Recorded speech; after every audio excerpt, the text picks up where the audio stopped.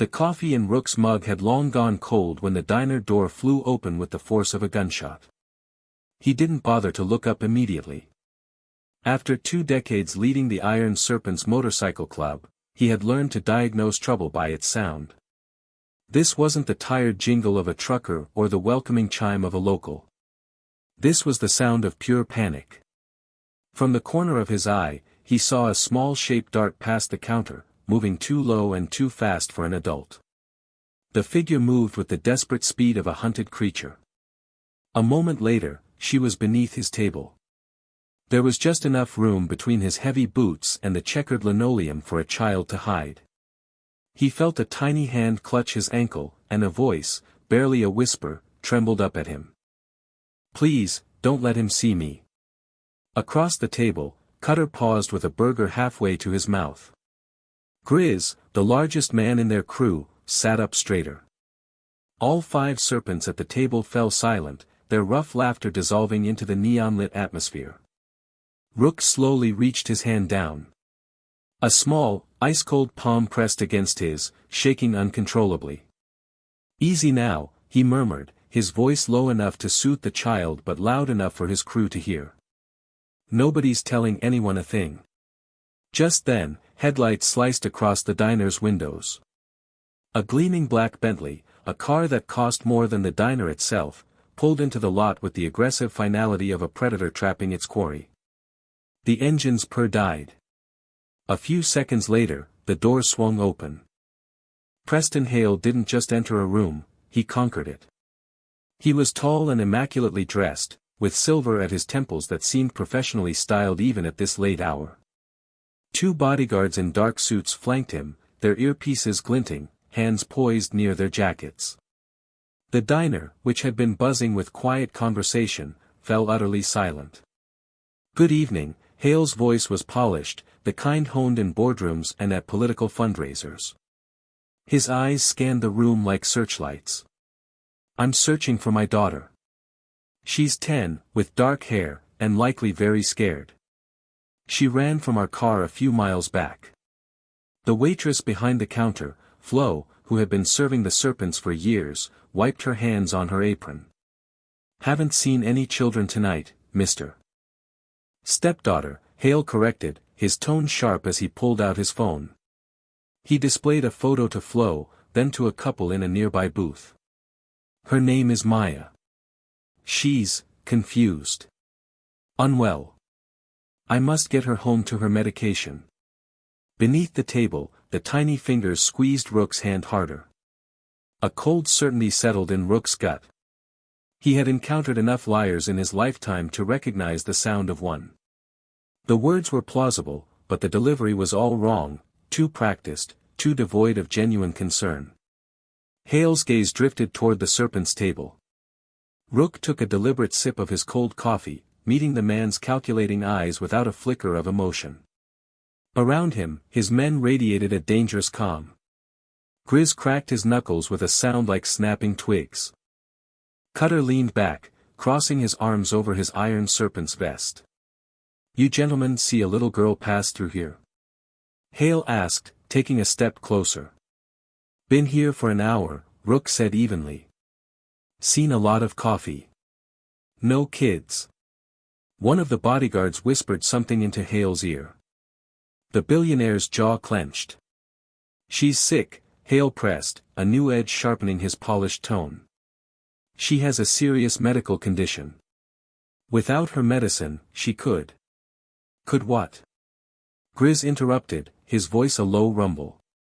"Drop dead right here in front of us." Hale's eyes flashed with anger. "I don't appreciate your tone."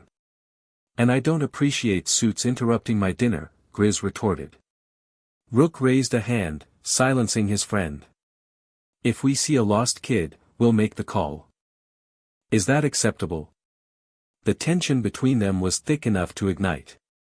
Hale studied Rook for a long moment, and Rook knew he was being assessed for his threat level, his potential for trouble. Whatever internal calculation Hale was running, he clearly didn't favor the odds. "I'll be at the Majestic Grand Hotel," Hale finally said, producing a business card from his wallet and setting it on the table. Hale Corp Industries. When she's found, there's a $20,000 reward. He turned to go, then paused. And gentlemen, interfering with a parent's custodial rights is a very serious offense. I would hate for things to get complicated. The threat lingered in the air like exhaust fumes. When the Bentley's taillights finally vanished down the highway, the entire diner seemed to exhale at once. Rook carefully pushed his chair back and looked down. A pair of wide brown eyes stared up at him from the shadows, terrified, but also intelligent. Eyes that had witnessed far too much. "He's gone," Rook said softly. The girl didn't move. "Come on out, little one. You're safe now." Slowly, like a fawn emerging from its hiding place, she crawled out. Her jeans were torn, and her small purple backpack was coated in dust. She couldn't have weighed more than 70 pounds, but when she stood, she didn't weep. She just looked at Rook with a disquieting composure. "Thank you for lying," she said. The serpents exchanged looks. "Wasn't a lie," Cutter said carefully. "We didn't see you." Rook's boots were in the way. A faint smile touched her lips, a smile far too knowing for a child her age. "My name is Maya," she announced. "And my stepfather wants to kill me." She said it with the simple, factual tone another child might use to say they wanted a cookie. Then she opened her backpack and pulled out an object that made Rook's blood run cold. It was a thumb drive, wrapped in a purple ribbon, with a small note attached. In a child's scrawl, it read, "Mommy said if anything happens, give this to someone brave." Outside, thunder rumbled across the plains. The storm was approaching. But inside that roadside diner, looking at the little girl clutching her mother's final wish, Rook Kane knew the real tempest had already begun. Flo brought a mug of hot chocolate without being asked, setting it in front of Maya with a tenderness that made Rook's throat tighten. The girl wrapped her hands around the warm mug but didn't drink. "How long have you been on the run?" Rook asked, sliding into the booth opposite her. "Since the funeral," Maya's voice was hollow. 3 days. My mommy's funeral." The serpents pulled their chairs closer, forming a subconscious circle of protection around her. "I'm sorry about your mom," Rook said, and he truly meant it. Maya nodded, her gaze fixed on the chocolate. "She got sick so fast. The doctor said it was her heart, but," she paused, and a dark shadow crossed her young face. "Preston smiled at the funeral. I saw him. While everyone else was crying, he smiled." Grizz muttered a curse. "That's when I remembered what Mommy told me," Maya continued, pulling her backpack onto her lap like a shield. "She gave me this 2 weeks before she died. I promised to hide it." She held up the thumb drive again. In the diner's fluorescent light, Rook could see a small logo etched into the casing, a stylized H interwoven with circuit patterns. Cutter's fork clattered onto his plate. "That's Hale Corp," he said, his voice strained. All eyes turned to him. "That's their executive-level encrypted drive. Only the board members have those." "How do you know that?" Grizz asked. Cutter's jaw worked. "Because I used to work there. Engine Design Division. Before Hale bought the company and gutted it for parts." His hands clenched into fists. "He laid off 300 of us in a single day. Called it operational streamlining." Maya looked at Cutter with sudden recognition. "You're the man with the gear tattoo. Mommy had a picture of you." The table fell silent. "What?" Cutter breathed. "In her office. A photo of the old team. She kept it hidden in a drawer." Maya's eyes were impossibly wise and sad. "She said Preston made her fire good people. She cried about it. She said she was sorry." Cutter's tough expression crumbled for a second before he quickly hardened it again. "Your mom was Eleanor Hale." "Eleanor Vance," Maya corrected quietly. "She never changed her name. Preston didn't like that." Rook studied the thumb drive, his instincts screaming at him. "What did your mom say was on this?" She said it was insurance. Maya picked at the ribbon. She said if anything happened to her, these files would explain everything. She made me memorize a password, but she never told me what was on it. And Preston knows you have it, Rook stated. I think so. He searched my room the night after the funeral. He tore open my stuffed animals, emptied my books. When I asked him what he was looking for, he grabbed my arm. She pushed up her sleeve, revealing dark, finger-shaped bruises on her pale skin. He said I took something that belonged to him. Grizz stood up so abruptly his chair screeched against the floor. That son of a... Easy, Rook's voice was like steel. He looked at Maya. That's when you ran. She nodded. I waited until he fell asleep. I took the emergency money Mommy hid in my closet. $67. I was trying to get to my aunt's house in Utah, but his car found me at a gas station. I ran into the desert and saw your motorcycles here. Smart kid, Shorty, ironically the shortest of the serpents, said with genuine admiration. My mommy was smart, too, Maya's voice finally cracked. She taught me what to do if I was ever in danger. She said to find people with kind eyes. You have kind eyes, Mr. Rook. Rook had been called many things in his life, but kind wasn't one of them. He looked at his crew. Grizz, who'd served 2 tours and came home in pieces until the Brotherhood put him back together. Cutter, who lost everything when a corporation decided profits were more important than people. Shorty, whose own sister had gone missing before they found her. Ghost, who never spoke of the scars that covered his back. They were all broken men who had learned to be dangerous when it was necessary. And now a 10-year-old girl with bruises on her arm and her dead mother's secrets was asking them to be dangerous again. We should call the authorities, Ghost said, but his tone lacked conviction. And say what? Cutter shot back. That a billionaire is chasing his stepdaughter. He'll have a team of lawyers here in an hour with custody papers. He'll make us look like kidnappers.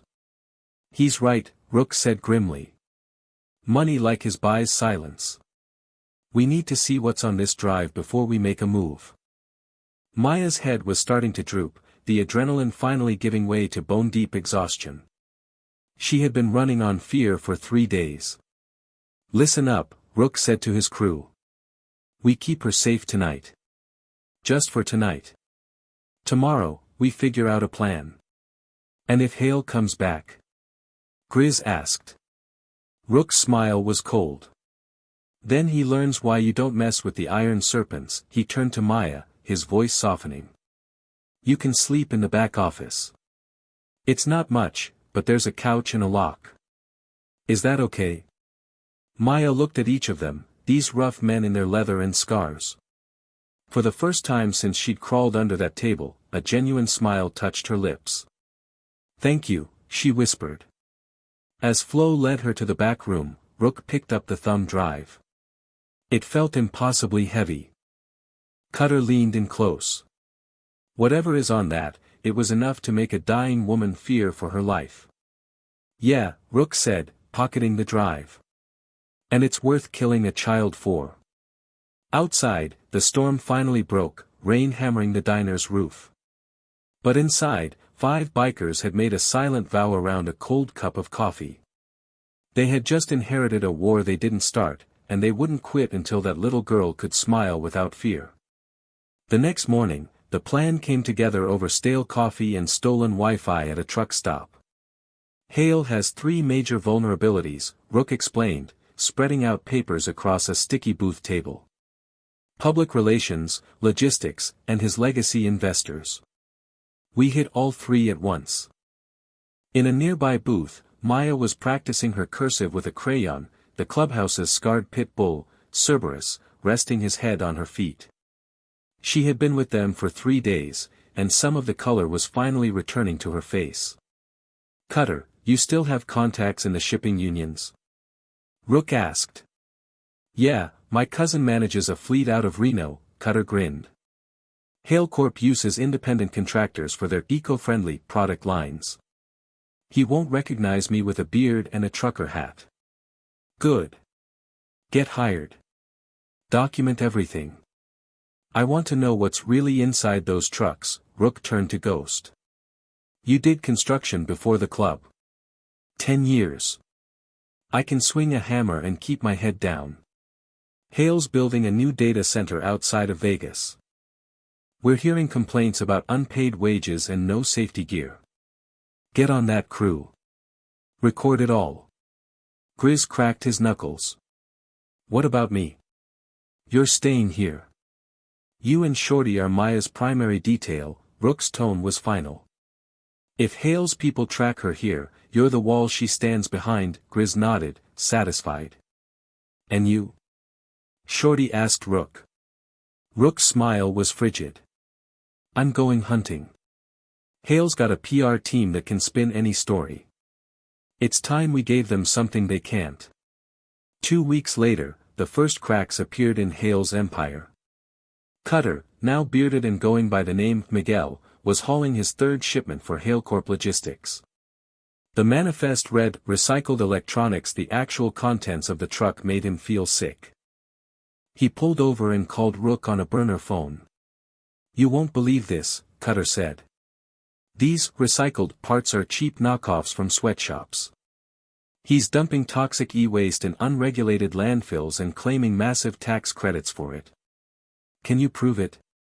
I've got photos, shipping logs, and a supervisor on tape telling me to keep my mouth shut if I want to get paid. Cutter's voice hardened. And the guys unloading these trucks are making $6 an hour, cash. No protection, no benefits. Mostly immigrants, too afraid to speak up. Send it all to the secure folder. Good work. Miles away, Ghost was documenting something even more sinister. The Vegas construction site was a death trap. Unstable scaffolding, faulty wiring, and fabricated safety inspection reports. Ghost recognized the inspector's signature from Eleanor's files. The man was on Hale's payroll. That night, an anonymous tip reached a county building inspector who wasn't on the take. By morning, the site was shut down. Meanwhile, Rook was playing a more subtle game. He'd spent a fortnight befriending Hale Corp's lead PR director, a man named Brad, at a high-end gym. Brad loved to talk. Hale's a genius, he'd boasted. We've got him lined up for the Philanthropist of the Year award. It's a lock. Impressive, Rook said, spotting him on the bench press. What's he done to deserve it? The Hale Corp Foundation. We've positioned him as a modern Robin Hood, helping struggling communities, Brad grunted.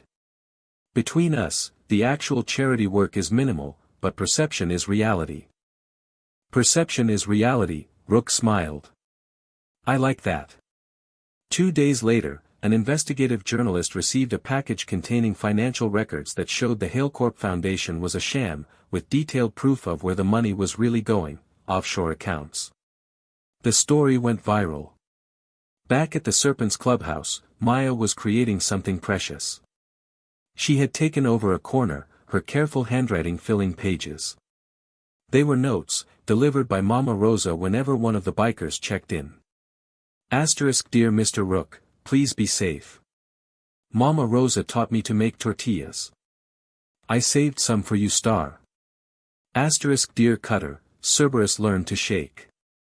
Do your cousin's trucks have dogs? Dogs make things better. Stay safe. Dear Grizz, thank you for teaching me chess. You said smart people win wars, not just strong people. I hope I'm smart enough. Grizz kept every note in his vest. Shorty caught him rereading one. Getting soft, old man. Shut up, Grizz mumbled, but he was smiling. Maya had become their hope. She reminded them that this fight wasn't just about revenge, it was about the radical belief that the innocent deserved to be protected and monsters deserved to be punished. In his penthouse office, Preston Hale watched the news alerts. His stock was plummeting. Investors were panicking. His empire was cracking. And somewhere out there, his stepdaughter was still alive, holding the key to his complete destruction. He buzzed his intercom. Get me Kessler. Kessler, his head of security, was a man with military training and no conscience. "Find the girl," Hale said quietly. "I don't care what it costs. Find her, and eliminate anyone standing in your way." The first safe house burned on a Tuesday. It was an old ranch owned by a retired serpent. Maya had only been there for 6 hours when Grizz spotted the black SUVs coming up the road. "Move, now." Grizz scooped Maya up as if she weighed nothing, Cerberus barking at his heels. Shorty was already starting his bike. They burst out the back door just as Kessler's men kicked in the front. Rook got the call and his blood ran cold. The game had changed. Hale wasn't trying to retrieve his stepdaughter anymore. He was trying to erase her. The next few weeks were a blur of motion. Maya learned to sleep in moving cars and pack her bag in under a minute. They moved her between a dozen locations, sympathetic businesses, other clubhouses, an old church basement. Each time, they stayed just one step ahead of Kessler's teams. The walls were closing in. In his office, Hale stared out at the city lights. He couldn't let it go. It wasn't about money anymore. It was about a 10-year-old girl and a pack of bikers dismantling his life's work. His wife, Eleanor, had done this to him. Even from her grave, she was destroying him. "Sir," Kessler appeared. "We've tracked them to a diner in northern Arizona. Mama Rosa's. Our source says the girl has been seen there repeatedly." Hale's smile was arctic. "Then we end this tonight." At Mama Rosa's, Maya sat in the back room, drawing with crayons worn to nubs. She was drawing the same picture over and over, a girl on a motorcycle with silver wings, flying away from a dark tower. Rook found her there, her small shoulders slumped. "Hey, kiddo," he said gently. "You okay? Are we leaving again?" Her voice was flat. "I know we're running out of places. I heard Grizz talking. They're getting closer." Rook's chest ached. She was too young for this burden. "Maya, look at me," she did, and he saw the terror she'd been hiding. "You have more courage than any man I've ever known," he said quietly. Her eyes filled with tears. "I don't feel brave. I miss my mommy. I just want it to be over." "I know, sweetheart. I know." "Why are you doing this?" she asked, her voice small and broken. "You could just give me to the police and go back to your normal life." Rook reached out, tilting her chin up. "Because you're a good kid. Because you thanked us for lying to your stepdad. Because you clean clubhouses and write notes and taught Cerberus to trust again." His voice grew rough. "Because if we can't protect one good kid from a monster, then what the hell are we even doing on this planet?" She launched herself at him, her arms wrapping around his neck. He held her as she finally cried, releasing months of fear and grief. "We're going to win this," he promised into her hair. "I swear to you, Maya, you're going to be free." Just then, Mama Rosa burst in, her face pale. "Rook, that was my nephew at the sheriff's department. Black SUVs just rolled into town. 8 of them. They're asking about Maya." Rook was on his feet instantly. "How long?" 10 minutes. Maybe less." Maya's face went white, but she didn't scream. She grabbed her backpack and took Rook's hand. "I'm ready," she whispered. Outside, engines roared to life. The iron serpents mounted their bikes, Cerberus hopping into Grizz's sidecar. But this time, they weren't running. "Everyone remember their part?" Rook asked over the radio. A chorus of acknowledgments crackled back. "Then let's finish this." As headlights appeared on the horizon, the serpents rode toward the fight they had been preparing for. The war was about to end. The black SUVs surrounded Mama Rosa's diner like a pack of wolves. Kessler stepped out, flanked by men in tactical gear. Through the windows, he could see the bikers inside, sitting calmly at their tables. Too calmly. Something was wrong. Spread out, Kessler ordered. I want the girl alive. The bikers are expendable. He entered the diner. 5 serpents sat at the counter, their coffee steaming. Grizz didn't even turn around. Help you? Mama Rosa asked, her voice dry. We're looking for a 10-year-old girl, Kessler said. We know she's been here. Lots of people come through, Mama Rosa replied. Kessler's men fanned out, checking the back rooms. Rook sat at a corner table, reading a newspaper. You're making a mistake, Kessler said to him. Mr. Hale just wants his daughter. Rook looked up and smiled. Tell me, does family usually send a tactical team to pick up their kid? Where is she? Kessler slammed his hand on the table. Who? That's when Kessler noticed it. Every biker in the diner was checking their watch. In unison. What the? 3, 2, 1, Grizz counted down. 300 miles away, Preston Hale stood at a podium in a grand ballroom. This gala was meant to be his redemption. Thank you all for coming, he began, his smile perfect. The lights dimmed, and the massive screen behind him flickered to life. But instead of his corporate logo, the face of Eleanor Vance appeared.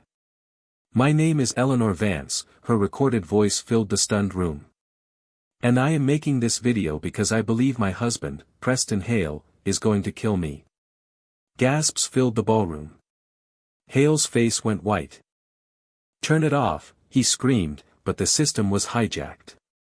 The screen cut to financial documents, spreadsheets, and bank transfers, all of Eleanor's evidence scrolling by as her voice narrated years of fraud, exploitation, and corruption. Grainy photos of illegal labor camps and polluted rivers flashed across the screen. Hale's own voice was played from a hidden recording, I don't care if workers die. It's cheaper than compliance. Then, Rook's calm, steady voice took over.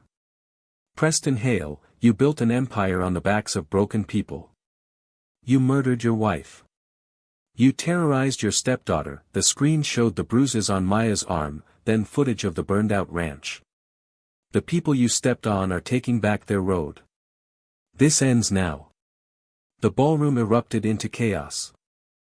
Journalists frantically typed on their phones as news cameras captured Hale's face, a mask of rage and raw fear. The presentation ended with a single message, the road belongs to the honest. Back at Mama Rosa's, Kessler's phone exploded with alerts. He read them, his face turning from anger to ash. It's over, Rook said, standing up. By morning, your boss will be broke, disgraced, and indicted. The girl you were hunting is somewhere you'll never find her. Kessler looked at his men, then at his phone. HaleCorp stock suspended. Bank accounts frozen. He knew a lost battle when he saw one. Stand down, he ordered quietly. As the SUVs retreated, Grizz clapped Rook on the shoulder. Where is she really? Rook smiled. Exactly where I said. Safe. In a small cabin in Montana, Maya sat between Cutter and Ghost, watching the news. She saw Preston Hale being led away by federal agents. She saw her mother's face on the screen as journalists hailed Eleanor Vance as a hero. Your mommy did good, Cutter said gently. Maya nodded, tears of relief streaming down her face.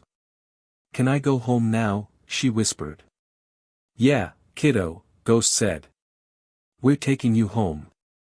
The empire had fallen. The girl was free. And on a forgotten wall on the outskirts of Phoenix, someone painted a message in letters 10 feet tall, colored silver with purple flames, the road belongs to the honest. Beneath it, smaller but just as powerful, * Silver Wings Foundation. Giving flight to the grounded * drivers would pass it and remember the story of a little girl who stood up to a monster, the bikers who chose to protect her, and the mother whose truth set them all free. They would remember that empires built on lies will always crumble, and that sometimes, the most unlikely heroes wear leather, ride motorcycles, and have kind eyes.